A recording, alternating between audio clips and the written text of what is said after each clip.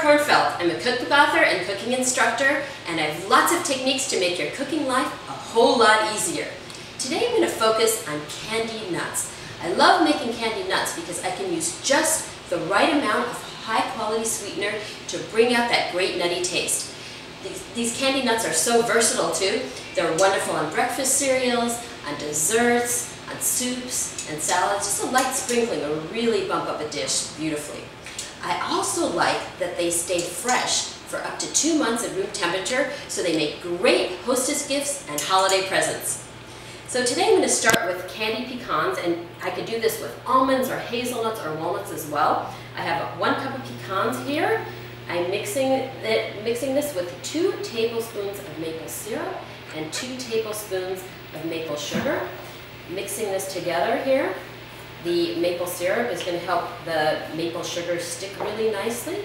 And then I'm going to lay this on a parchment-covered baking sheet and put this in a 325-degree oven for 15 to 20 minutes. And all I have to do during that time is give it 1 stir so that it cooks evenly. And I will see at the end of that time that the nuts are going to be beautifully dry, and I'll let them cool a little while, and they're going to be ready to go. So now I'm going to put them in the oven.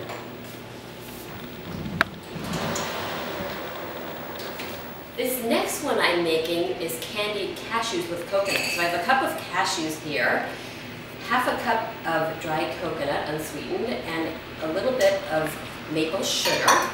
And in this one I'm adding some cayenne and some salt, and we're going to have a beautiful juxtaposition of flavors of sweet and spicy. This is absolutely delicious on top of soups. And in this one I'm adding an egg white to bind the whole mix together. So I'm mixing it in, and pretty much like the pecans, this one cooks about 15 to 20 minutes at 325. The only difference being on this one we want to mix twice because it starts to cook from the edges in, and coconut's a little delicate. We want to make sure you don't burn it, so we'll give it 2 stirrs during that time. So again, I'm spreading it out on my parchment-covered baking sheet. Parchment is one of my favorite tools in the kitchen. It makes cleanup so easy. Make sure, and I'm not going to have anything sticking. So I'm ready to go here, and in the oven it goes.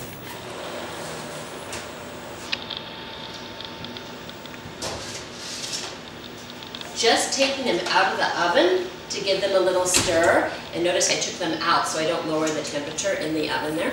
And on these, you can see that they're getting drier, and they look like they're done when you first look at them, but then when you stir them, you can see that they do need a little bit more time. They're still a little wet on the inside. We want them all to be nice and dry.